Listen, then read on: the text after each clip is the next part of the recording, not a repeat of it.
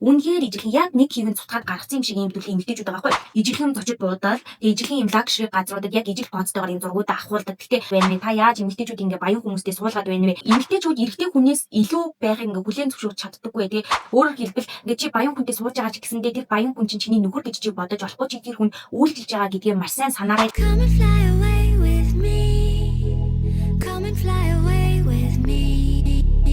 Come and fly. Тиймээс юм уу хулан байна шингэлэмжлэлтэй тавтай морил. За миний энэ хоёр үс маань нэг нийтдээ харагдаж байгаа юм шиг зохиож байгаа юм шиг. За тэр яг. За тэгэхээр энэ удаагийн бичлэгээр штэ хідүүлээ. Ер нь хятад эмэгтэйчүүд яаж ингэж те бүр ингэж игэл жирийн амьдралаас бүр ядуудтай амьдралаас яаж ингэ баян эрчүүдтэй гэрэлдэг тэр дундаа бүр ингэж баян залуучуудтай гэрлүүлдэг юм сургалт хүртэл байгаад байгаа хгүй. Тэгээ энэ сургалтын талаар хідүүлээ бүр ингэж бэггүй ярилцах болно. Үүнээс эхлээд нэг ойлгох зүйл нь юу вэ гэхээр хятад чинь ингэ тэрбум гаруй хүн амттай байгаа штэ те. Эдгээр тэрбум гаруй хүн ам дундаас хин баян байна. Яаж мөнгө олдгийг бэ гэдэг талаар эхлээд ярилцаад яаж байж гэдгийг мэдчих юм бол энэ дээрээс хүмүүс юу яагаад баян хүнтэй гэрлэх хоббитэй ингэ бүр араас нүхэн хатан гүйдэг юм бэ гэдэг талаар ойлголттой болно гэж бодож байна. За Монгол болохоор 3 сая гаруй хүн амтай. Тэгээд ер нь ийм цөөхөн хүн амтай учраас ингэ баян хүмүүс нь ч гэсэн айгүй цөөхөн байгаа. Тэгээд хин ямар баян яаж ээж байгаа гэл ингээл ер нь баг бэггүй хүмүүс мэдээд идэг штэ. Яг тэрэн шиг хятад бүр ингэ тэрбум гаруй хүн амтай хэрнээ ингэ баян хүмүүсийгээ хүртэл яг ингэж мэддэг заяа. Тэгээд тэрэн дээр ялангуяа ямар эрэгтэй ганц би яаж баяцаа уудаа бэггүй тэр түүхүүдийг ингээ бүгдийг мэддэм байлээ. За тэгээ хэдүүлээ энэ хятадын ингээд давхаргын талаар ярилцъя л да. Хүн амыг 100% гэж үзлээ гэж бодоход 50% нь болохоор ядуу бүлэгт ордгийм байна. Тэгээд одоо тэр бас хүн амын нийт баялаг гэж байгаа шүү дээ. Нийт хөрөнгө одоо улсын нийт хөрөнгийн ердөө 2% нь эдгээр ядуу хүмүүс нийлээд хөрөнгө нь тэр 2% хүрдэг байх нэ. Тэгэхээр үнэхээр ядуу байгааз за дунд давхаргад нь болохоор 40% нь эзэлдэг юм байна. Гэтэ дундаж давхарга нь 40% гэхээр чи уг нь бол дайггүй байгаад бүхэл бүтэн тэрбум хүнээс 40% нэхэр чин доор хаяж 500 сая хүн нь одоо энэ дундаж давхаргадаа орд юм биш үү? За эдгээр дундаж давхаргын хүмүүсийн нийт хөрөнгө нь болохоор тэр улсынхаа нийт хөрөнгийнхөө 23% нь эзэмшдэг гэхээр бас дайггүй. За тэгтээ бүр upper class гэж байгаа шүү дээ. Хамгийн дээд бүр ингээд баян хөрөнгөтэй хүмүүс нь болохоор улсынхаа 10% нь эзэлдэг. Тэгээд нийт хөрөнгийнхөө 76-аас 87% нь эзэмшдэг гинэ. Тэгэхээр улсынхаа хамаг хөрөнгийг ердөө энэ 10% хүмүүс эзэмшдэг гэсэн үг.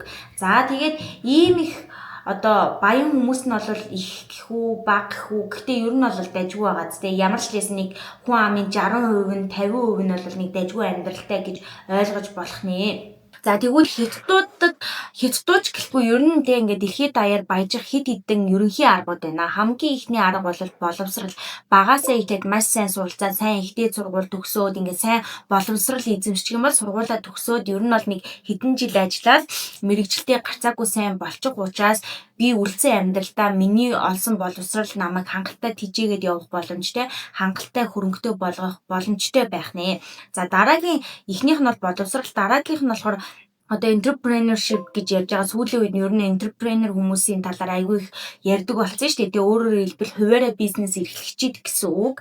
За эдгээр хүмүүс боловсралтай ч байна, боловсралгүй ч байна. Ер нь бол боловсрал гэхээс илүүтэй тухайн хүний скил, уур чадвар тэрнээсээ үүдээд би ямар нэгэн бизнесээ өөрөө нойлоос нь ахуулаад эхлүүлэх ийм төрлийн арга байж болно. Гэхдээ энэ бол хамгийн эрсдэлтэй төрлийн баяж арга байгаа хгүй. Тэгээ би бүх юмнаа золиос нь тавиал байр машина ч юм уу ингээд банкнд зээлэн тавиал ингээд динжин тавиад баяжхуугүй юу гэдгийг шийдгээд байгаа учраас хамгийн эрсдэлтэй. За тэгээд ингэж бизнес эхэллээ ч гэсэн амжилтанд хүрсэн нь маш багахан хувийг эзэлдэг. Дампуурс нь бол дийл ихэнх хувийг эзэлдэг.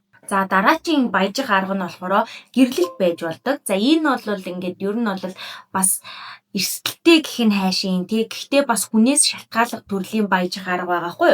За эмэгтэйч бэ, эрэгтэйч бэ хинэн ч баян хүнтэй гэрэлж болно тий. Жишээ нь одоо би эмэгтэй байлаа гэж бодоход баян залуудаа гэрлэх юм бол тэгэл миний амьдралын түвшин эрс өөрчлөгдөөл би ингээд баячуудын игнэнд ороод ингээд үлцэн амьдралдаа санаа зовхгүй. За санаа зовхгүй нэшээ. Гэтэ ямар ч байсан нэг юм хамт байгаа хугацаанд мөнгөний асуудлаа шийдэх гээд байгаа хгүй.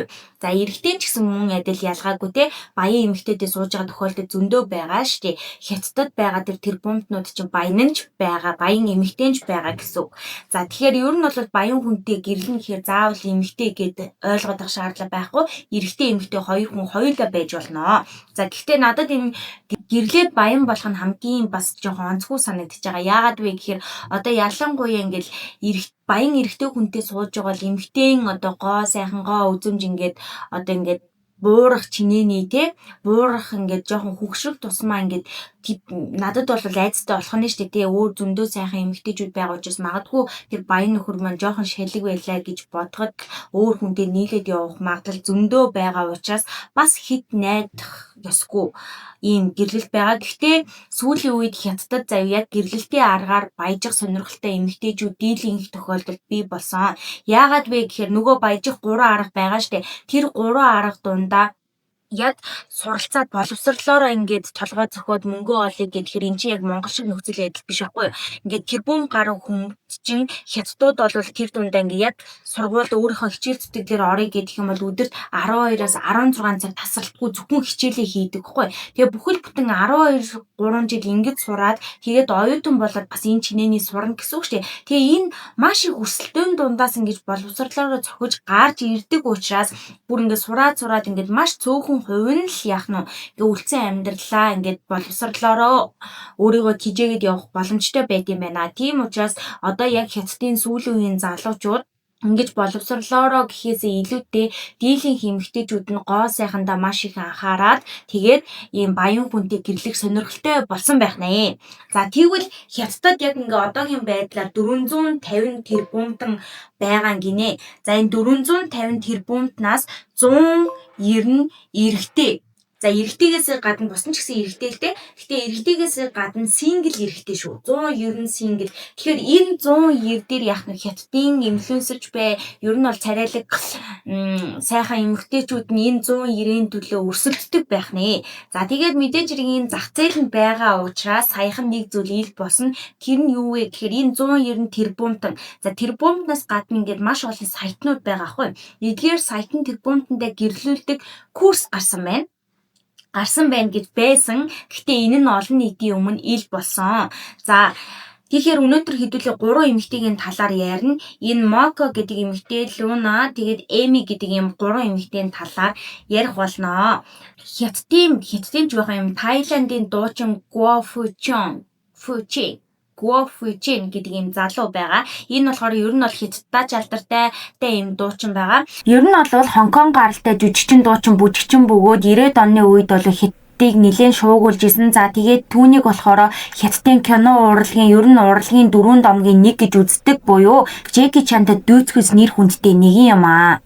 За энэ дуучин 2017 онд энэ Moco Fan гэдэг Хятад эмэгтэйтэй гэрэлсэн. Энэ нэмэгтэй нь болохоор зүгээр нэгтлэн бодогч игэл жирийн нэмэгтэй байгаа. Ер нь Хятадд ингээд айгүй олон олонний танил алдартай хүмүүс маш олноор ийм игэл жирийн гэж хэлж болохоор те ингээд нэмэгтэйчүүдтэй уулздаг, байрдаг, гэрэлдэг ийм түүхүүд зөндөө байд юм байлээ.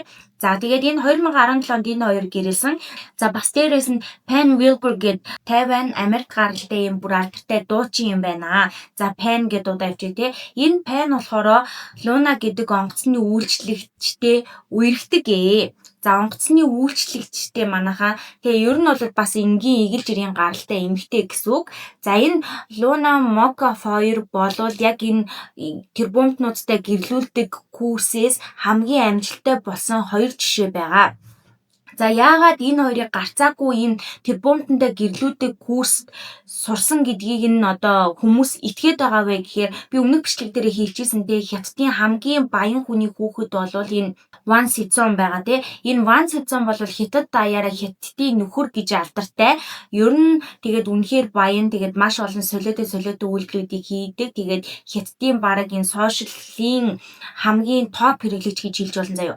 Ван Сизон ингээд өөрийнхөө Twitter гэж хэлж болохоор тий Хятадын доо хаяг дээрээч тэр өөр нэг хаяг нь юу лээ. Энэ хаяг дээрээч тэр ингээд ямар нэгэн байдлаар ингээд нэг нийтлэл ч юм уу ингээд бичингүү тэр чигээр ингээд дандаа Хятадын сэдв болдог байхгүй юу. Тэгсэн чинь саяхан тэр энэ Ван Сизон болохоор өөрийнхөө тэр доо билүү ямар хаягн дээр Weibo хаягн дээрээ ингээд Эми чамд ингээд баг баяр хүргье тий чиний ингээд одоо ихлүүлсэн хоёр ажиллагаа чинь хоёулаа амжилттай боллоо штэ. Нэг нь болохоор энэ дуучинтай гэр бүл боллоо. Нөгөөх нь болохоор Пан гэдэг дуучинтай ингээд дуучин жүжигчинтэй ингээд үргэж байгаа юм байна штэ. Вау, чи өстө тий баг ингээд энэ чиглэлээр ингээд цом авахд илүүдгүй ухааны нэг тиймэрхүү юм битсэн байхгүй.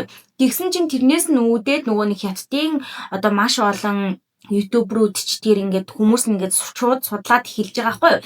За тэнгууд энэ Мока Луна хоёрыг судлаад үзсэн чинь энэ хоёрыг энэ одоо тэр бумтантай гэрлүүлсэн алдартай сайтнуудтай гэрлүүлсэн хүн болохоор Эми гэдэг эмэгтэй байхгүй юу. Энэ Эми чинь яг энэ курсыг ажилуулдаг хамгийн толгой эмэгтэй гэж ойлгож болно. Энийг бид нэр ер нь бол Chinese Gold Digger Bootcamp гэж нэрлэдэг байгаа. Ер нь Gold Digger-уудын ийм сургалт гэсэн үг. За энэ маань бас ингээд сургалт чинь ингээд угаасаа маш олон үе шаттай байдаг. Тэгээд энэ сургалт бол 3 үе шаттай. Энгийн сургалт нь болохоор $2000 хавцаа байдаг. Гинэ ер нь 100-аас ахуулаад $2000 хүртэл байдаг. Юу вэ? Тэгэхээр чинь бараг 8 сая төгрөг гэсэн үг шүү дээ. За дундаж давхаргын хүмүүсийн авдаг сургалт нь арай гайгүй ингээд жоохон хай төвшний юм авъя гэх юм бол $50-аас $200,000 байд юм байна. За харин яг манай нөгөө Эмигийн явуулдаг сургалт нь болохоор 1 сая юанийн үнэтэй. 1 сая юан гэхээр жид юм бид манайха энэ гарч байгаа шүү заяа. Тэгтээ одоо надад бол баримжаа алга. Ямар ч лээсэн яагаад Эмигийнх юм үнэтэй байгаа вэ гэхээр эхлээд энэ сургалтанд ерөнхий зааздаг юмнуудыг хэдүүлээ яриа л да. Ер нь бол гоо сайхны мэс засал, гоо сайхны талаарх юм ойлголтуудтай болно. Өөрөөр хэлбэл энд ингээ гоо сайхны хагалгаа хийлгэх мөнгийг нь өгөхгүй ч гэсэндээ за чи яг энийг ингээд янзлж байгаа, энийг ингээ амжилж байгаа ч гэдэг юм гоо сайхны зөвлөгөөнүүдийг өгдөг. Ялангуяа ийм хятадд нөгөө инфлюенсер фейс гэж байдаг аахгүй. Тэр нь одоо энийг тийм өндөр хамартай, цагаан царайтай, том нүдтэй тийм үү. Нэг иймэрхүү төрлийн царайнуудыг хийлдэг. За энэнд санал болгодог. За хоёр дахь үйлдэл нь гэх юм бол character development буюу одоо зан харилцааны одоо хөгжүүлэлт гэх юм уу тийм одоо rich persona бий болгодог гэж байгаа байхгүй. Баячууд ямар байдаг, баян эмэгтэй биеэ яаж авч явах хэвтэй гэдэг ч юм уу нэг иймэрхүү сургалтуудыг ордог. Энэ дундаа бол маш олон төрлийн юмны хамгийн гол зүйл нь гэх юм бол wine tasting хийдэг гинэ.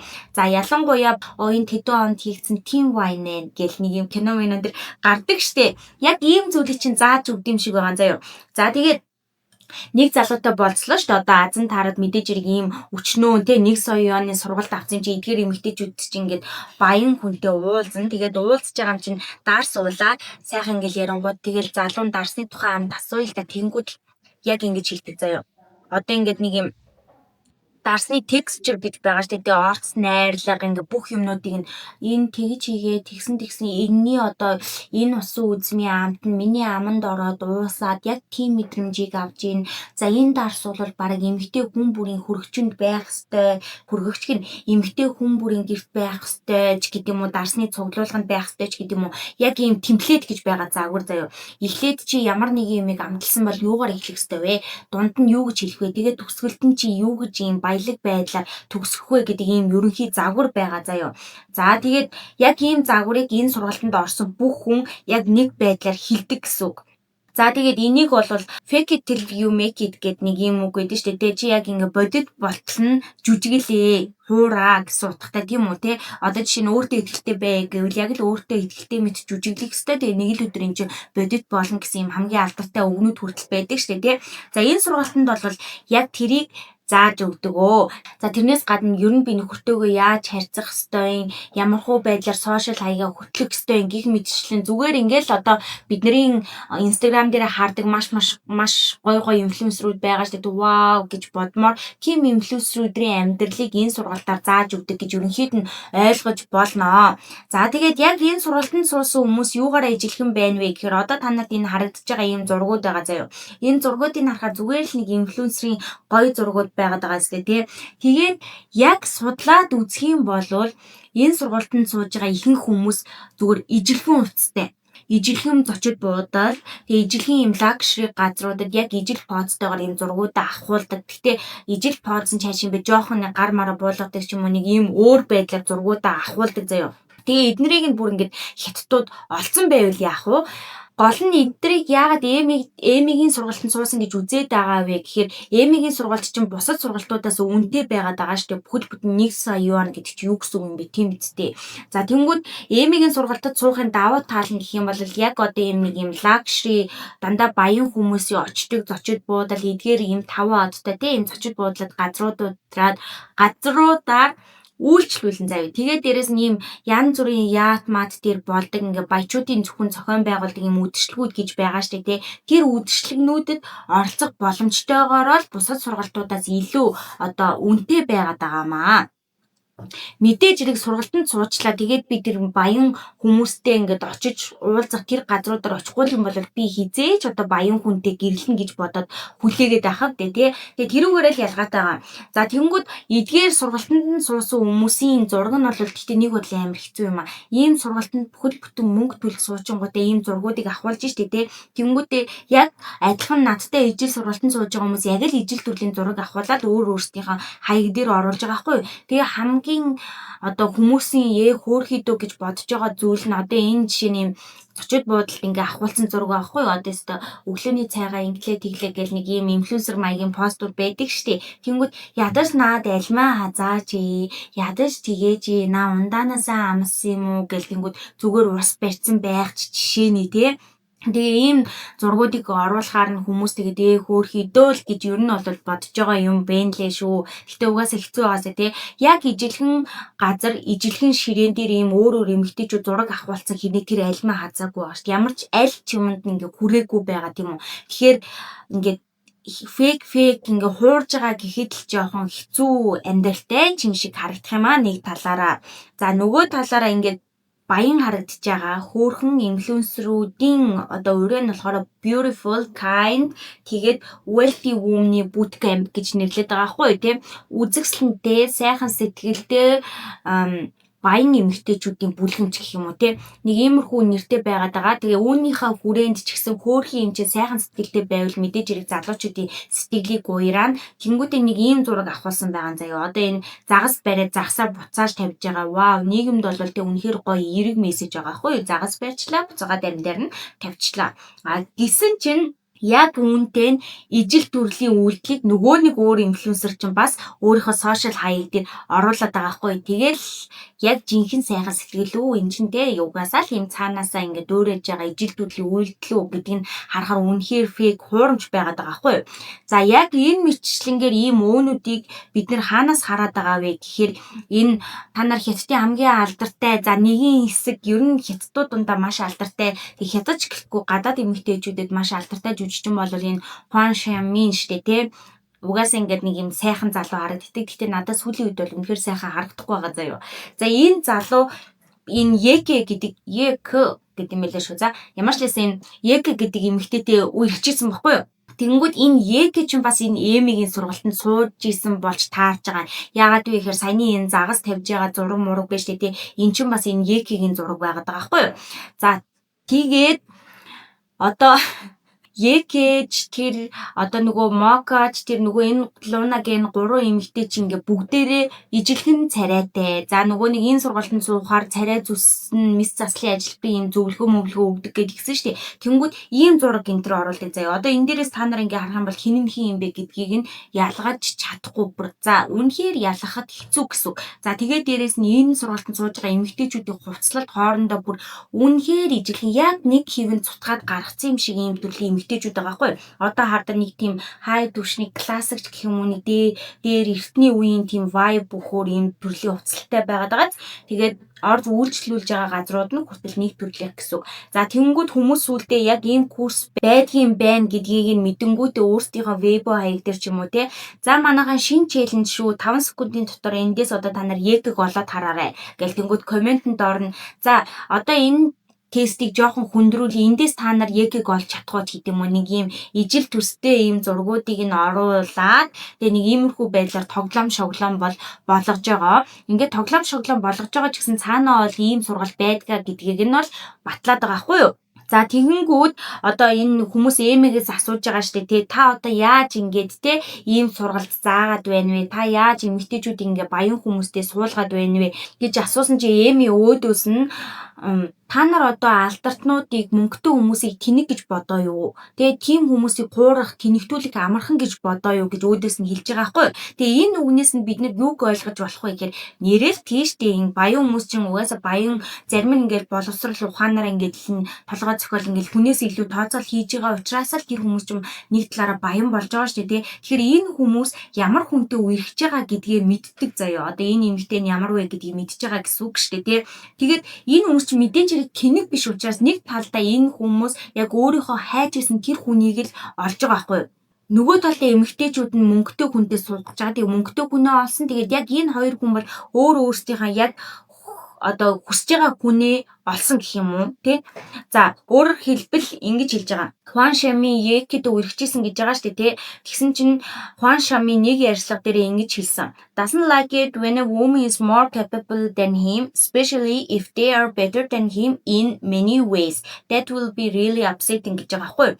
Өөрөөр хэлбэл одоо юу гэдэг эмэгтэйчүүд эрэгтэй хүнээс илүү зүйлийг чаддаг ингээд мэддэг байх нь ингээд Хуан Шаминд таалагддаггүй. Ялангуяа маш олон талаараа өөрөөс нь илүү болоод ирэх юм бол тэр нь ингээд үнэхээр одоо тийм ингээд таалагдахгүй сэтгэлээр унах зүйл байна гэж хэлж байгаа гэж байгаа байхгүй юу? Өөрөөр хэлбэл энэ Хуан Шамин чи Екийг магадгүй тэр курс цуусан гэдгийг нь мэдж байгаа. Тэгээд нэг талаараа Ек мөнгөтэй хүн хүсэж байгаа. Хуан Шамин болохоор яг өөрийнх нь хүснээр байх тийм эмэгтэй хүнийг хүсэж байгаа хгүй. Тэр хүн ч одоо мөнгө нэлээд их олоод байна шүү дээ тий. Тэгэхээр ингээл эмэгтэй хүний аашиг олон аашиг нь олж амьдрын хайр дурлал гэхээс илүүтэй зүгээр яг өөрийнх нь үйл хөдлөлөөр өөрийнх нь үгээр байдаг тийм эмэгтэй хүнийг хүсэж ийн гэж ойлгож болно.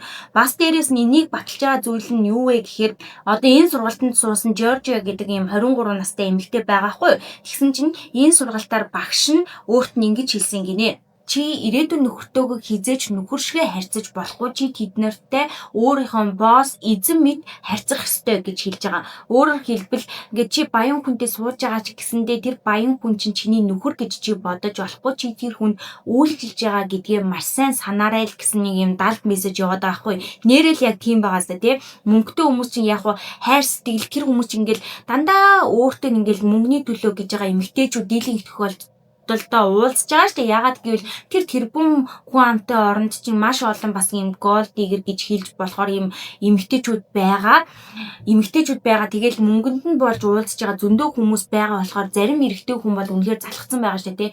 За би ч баг ингээд хайр сэтгэлээрээ хүнтэй суuna гэж баг байхгүй юм байна дөө. Угаасаа намайг баян гэдгийг хүмүүс мэдж байгаа. Надтай уулзж байгаа эмэгтэй хүн бол цаад зорилго нь ийм л байгаа гэд айл хэдийн юм нэг as usual буюу одоо ингээд тасан тогтцсон тий. Тэгэхээр энэ эрэгтэйчүүд чинь за тийгэж бодсон хаамаагүй зорилгон тодорхойгүй тийм эмэгтэйдээ сууж ийснаас айл хэдийн мэддэг чаддаг хүнээс ингээд сургалтыг нь авцсан надтай яаж харьцахаа мэддэг тийм эмэгтэйдээ суучих юм бол энэ эрэгтэйд нь ч гэсэн өөрт нь ашигтай байх гэдэг байхгүй юу? Тийм болохоор ер нь бол энэ сургалт нь амжилттай. Тэгээ энэ сургалтыг төгссөн ер нь эми чинь ингээд баян залуучуудтай суулгаж байгаа учраас тийм баян залуучуудтай юм холбоо сүлбэтэй юм олон зүйл ч ер нь цаагаараа байгаа заяа. Ямар ч тэс ийм сургалтанд суусан хүмүүс амжилттай. Тэгээ энэ хүмүүсийг суусан гэдг нь саяны хэлсэн зүйлүүдээр нотлогдож байгаа. Тэгээд ийм сургалтыг одоо ингээл хүн болгон одоо мэддэг болчлоо. Нөгөө ванцтан чи хятад даяар алдартай болгоод ажиллаа штэ тий.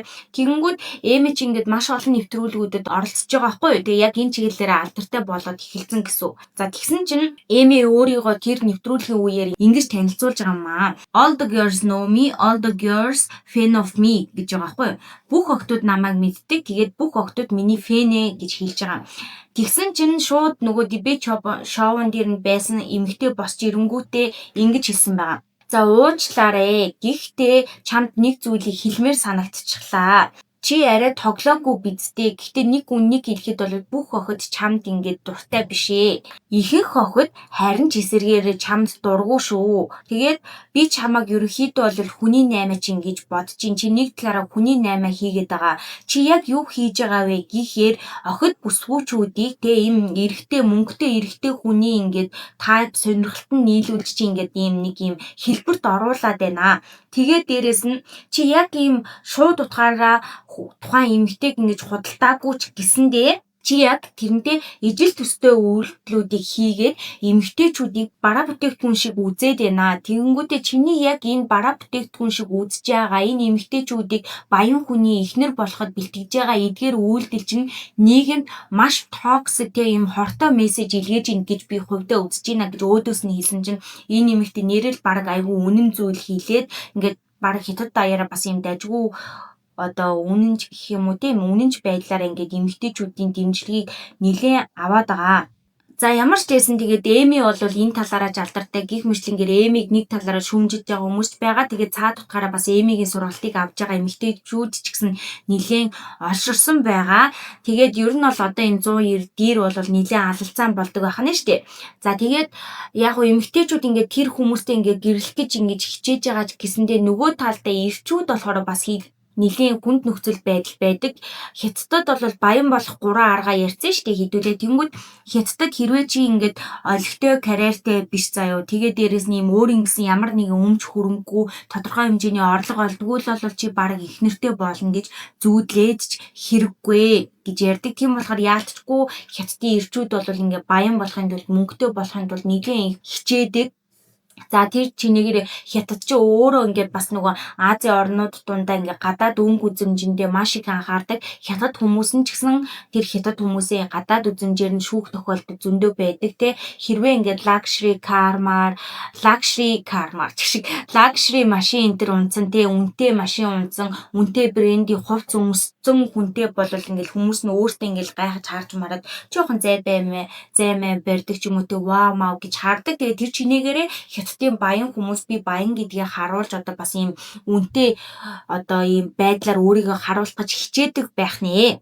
За тэгээд нэг иймэрхүү зүйл бол хятадд одоогийн байдлаар болоод энэ нийгэмд нэлийн газар авсан. Тэгээд угаасаа эмэгтэйчүүдийн ихэнх нь яагаад гоо сайхны хагалгаа хийж байгаагийн нэг тохиолдол нь бол ийм цаана ийм зориг байгаад байна шүү дээ, тий. За ямар ч байсан тэгээд ийм хятадд ийм курс байдгийн байна гэдгийг нь сонин хачин санагдаад та нартай энэ хүү бичлэгээ бэлтгэлээ. Тэгээд ер нь бол хятадын сонин хачин дуусахгүй заяа. Би чинь бүр өмнө нь хятадыг нэг сонирхдаггүй байлаа шүү дээ. Тэгээд тэгсэн чинь бүр ингээд айгүй олон сүүлийн хятадын мэдээллүүд над дээр гарч ирээд байгаа учраас би та нартай нэгээр найлуулах богинохон байдлаар иймэрхүү бичлүүдийг хийгээд явъя гэж бодож байна. За тэгээ мэдээж хэрэг бусад сонин хачнуудыг бол хуваалцсан. Тэгээд эхний байдлаар бол бэлтгэсэн мэдээллүүдийг хүргэж байна. Та нарт таалагдж байгаа гэдэгт итгэлтэй байна. За тэгээд хулна нь удахгүй 100,000 subscribe хүрхнэ. Тэгээд та нар маань хэрвээ subscribe дарж амжаагүй байх юм бол хулангийнхаа сувг дээр яг одоо subscribe дараад дэмжээрэй. Тэгээ хэдүүлээ 100,000 болцгоё. 100,000 болцгоё. За тэгээд бас миний нөгөө сувг дээр иймэрхүү бичлэгүүд ороод ихэлсэн шүү дээ. Тэгээ та нарт үнэхээр хань бол чадна гэдэгт итгэлтэй байна. Тэгээд энэ сувгийг маань дэмждэг бол энэ сувгийг маань ч гэсэн та нар маань дэмжиж бичлэгүүдээ алгасахгүй үзээрэй. Тэгээд дуустал нь үзсэн та нартай маш их баярлалаа. Дуустал нь үзсэн хүмүүс нь лайка дараад би дуусгасан шүү гэд хэлээрээ урам өгөөрэй. За тэгээд дараагийн бичлэгээр уулзтлаа. Түр баяртай.